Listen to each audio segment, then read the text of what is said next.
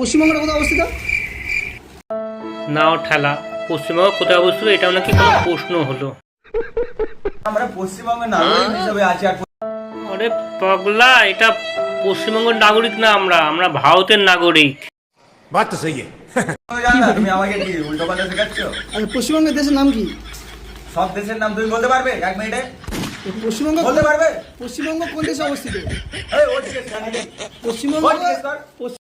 কাজুদা উত্তর দিতে পারছে না, তখন বলছে ওকে জিজ্ঞেস কর পশ্চিমবঙ্গ কোথায় অবস্থিত।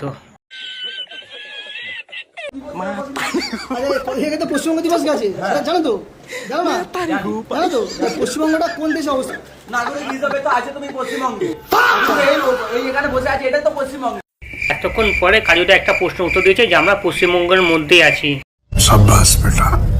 আচ্ছা তুমি এই এখানে বসে আছে, এটা তো পশ্চিমবঙ্গে। তাহলে পশ্চিমবঙ্গ কলকাতা ডাউন। আচ্ছা তাহলে পশ্চিমবঙ্গ তাহলে এটা কি দেশ? তুমি বলতে তাই তো?